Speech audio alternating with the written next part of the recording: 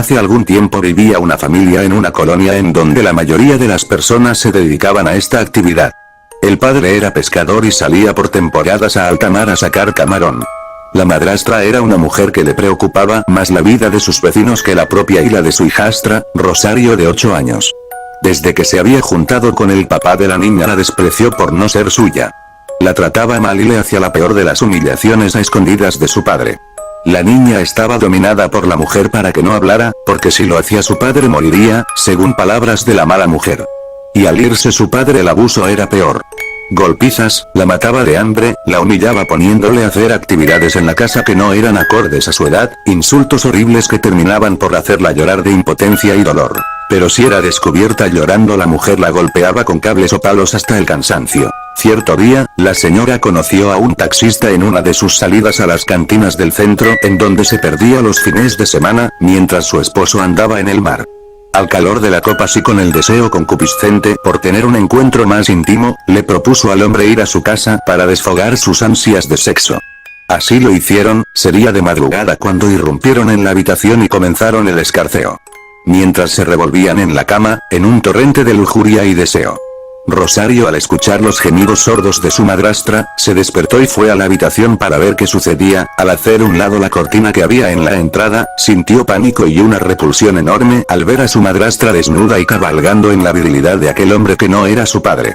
Se quedó pasmada viendo aquella repugnante escena. En un instante el hombre le dijo a la mujer de la presencia de la niña y se quitó de ella abruptamente haciéndola enfurecer, y al ver a su hijastra la ira salió a flote y comenzó a golpearla. La brutalidad de la mujer no alcanzó límites hasta que el hombre intentó calmarla y esto la hizo enfurecer aún más. Por lo que corrió al frustrado amante en turno y se quedó sola con la niña, que corrió a su pobre cuarto a esconderse llorando y en pánico total. Cuando por fin cerró la puerta y miró con morbo enfermizo la habitación donde lloraba la niña. Ciega por el odio, caminó con un cinto en la mano para arremeter en contra de la asustada infante.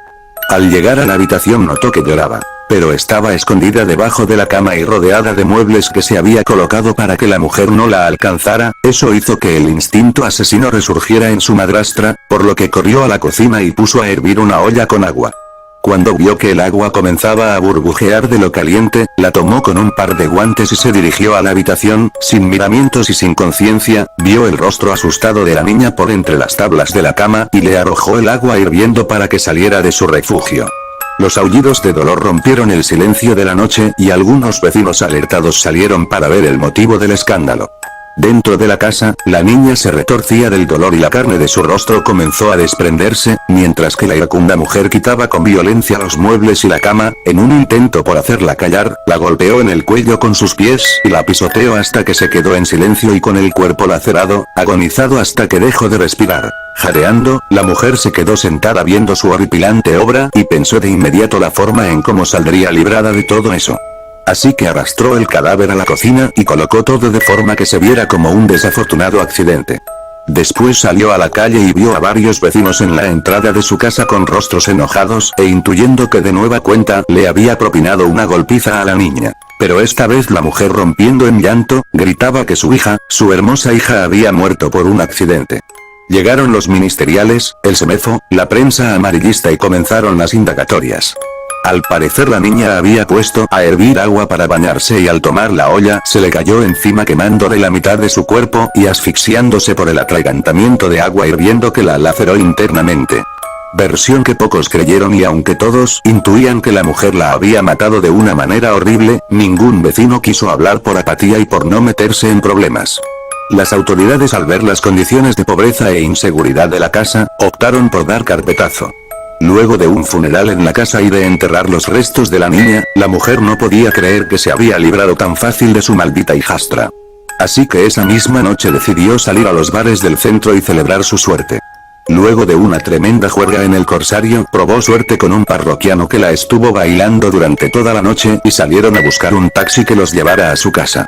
Ebrios y cobijados por la obscuridad de la noche, dieron rienda suelta a los deseos lascivos y entre besos y caricias llegaron a la avenida donde tomaron el taxi. Al llegar a la pobre casa y haciendo a un lado la cortina de la habitación, la mujer se dejó caer en la cama quedando expuesta ante aquel hombre, que ebrio se hincó para lamer el sexo de aquella torva mujer. pero con tan mala suerte que al tocarle a ella deleitarse con el miembro del acompañante, notó que estaba completamente flácido a pesar de sus insistentes caricias. El estado de ebriedad y la edad de aquel hombre le impidieron tener una erección, haciendo que la mujer se frustrara y le preguntara qué le pasaba. El hombre, viendo hacia la puerta, le dijo que mandara a dormir a la niña quemada, que estaba parada viendo detrás de la cortina de la entrada, que eso le incomodaba. La mujer, sin comprender lo que decía aquel hombre borracho, lo tomó a burla y pensando que era un intento por justificar su falta de erección, arremetió en contra de él y le propinó unas bofetadas, sacándolo de su casa.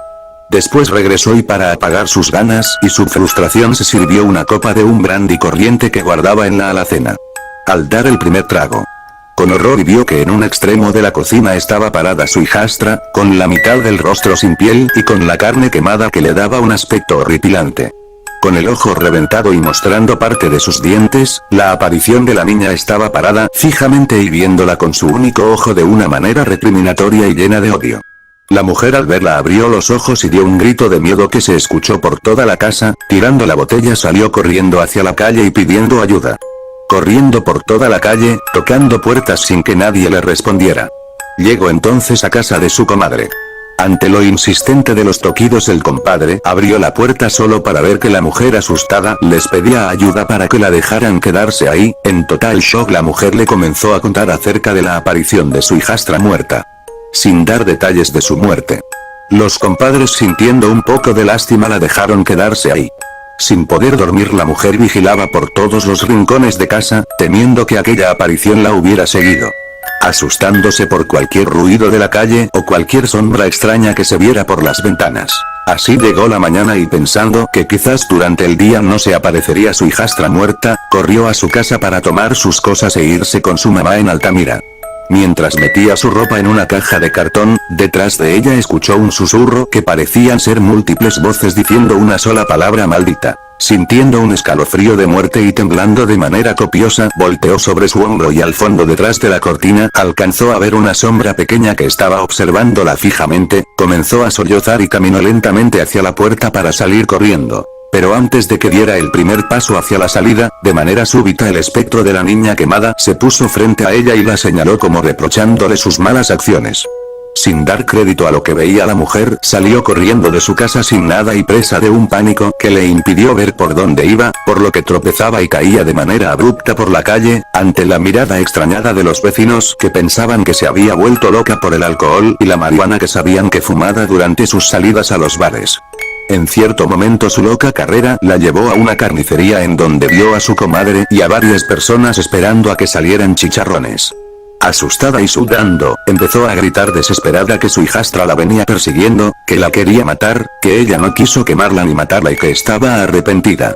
Sin dar crédito a lo que escuchaban, todos la vieron con repulsión y reproche en tanto abría los ojos, que casi se le salían de sus cuencas al ver que el ánima de la niña se asomaba por entre una res colgada, y esto hizo que se hiciera para atrás para evitar verla, y tropezó con una manguera de gas que servía para un quemador que calentaba un enorme perol en donde fritaban chicharrones. La mujer cayó de espaldas en aquel caldo grasiento de manteca y vísceras hirviendo. Todos gritaron al ver cómo caía dentro y con la inercia tumbó el perol y derramó el contenido en la calle. Mientras la mujer se retorcía de dolor, los pedazos de tripas se le quedaron pegados a la piel que poco a poco comenzó a desprenderse por la grasa hirviente. De algún modo las personas intentaron echarle agua y la señora que se retorcía de dolor en el piso. El caos se hizo en la carnicería y al poco rato llegaron los servicios de emergencia. La mujer sufrió quemaduras en más de la mitad de su cuerpo, y agonizó durante unos días en una cama de hospital en medio de dolores horribles. Antes de morir confesó su crimen a la comadre que, sintiendo pena, la perdonó por el crimen y al saber que iba a morir se acercó a ella para preguntarle cuál era su última voluntad y ella respondió: que se vaya. ¿Quién?, preguntó la comadre con un gesto de extrañeza. Rosario, todo el tiempo ha estado ahí, esperando llevarme. Al decir esto último la mujer expiró su último aliento entre dolores y una culpa que no la dejó estar ni descansar en paz. Buenas noches, maniáticos del terror.